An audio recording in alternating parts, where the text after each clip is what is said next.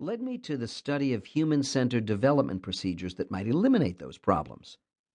I spent a sabbatical year in Cambridge, England, at the Medical Research Council's world-famous Applied Psychology Unit, and was continually amused and frustrated by the workings of the building. It was difficult to figure out which light switch controlled what light. Doors were another puzzle.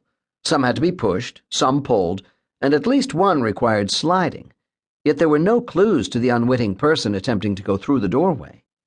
Water taps, faucets in the United States, were capricious.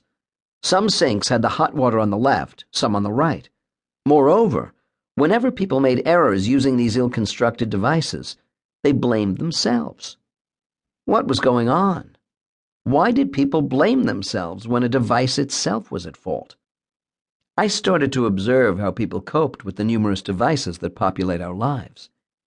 In more recent years, my studies have expanded to include aviation safety, complex manufacturing plants, medical error, and a wide range of consumer products such as home entertainment systems and computers. In all these situations, people often find themselves flustered and confused. Worse, serious accidents are frequently blamed on human error. Yet careful analysis of such situations shows that the design or installation of the equipment has contributed significantly to the problems. The design team or installers did not pay sufficient attention to the needs of those who would be using the equipment, so confusion or error was almost unavoidable.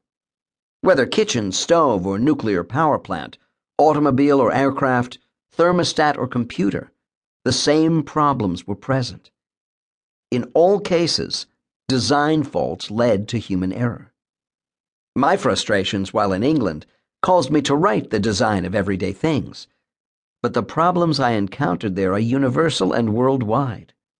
When I wrote the book, I was a research scientist interested in principles of cognition, but I found myself more and more fascinated by the way these principles could be applied to improve everyday life, to minimize error and accident. I changed the direction of my research to focus on applications and design. Eventually, I left my university so I could devote myself to the development of products. I joined Apple Computer, first as an Apple Fellow, then as Vice President of the Advanced Technology Group.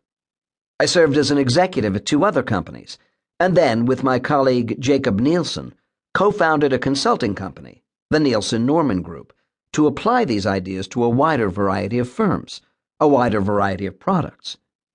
It has been exciting to witness the principles in everyday things realized in products. The book title, A Lesson in Design. This book has been published under two titles. The first title, The Psychology of Everyday Things, P-O-E-T, or Poet, was much liked by my academic friends. The second title, The Design of Everyday Things, D-O-E-T, or Do It, was more meaningful and better conveyed the contents of the book. The editor of the paperback edition explained to me that in bookstores, titles are what readers see as their eyes wander the shelves, skimming the spines. They rely upon the title to describe the book.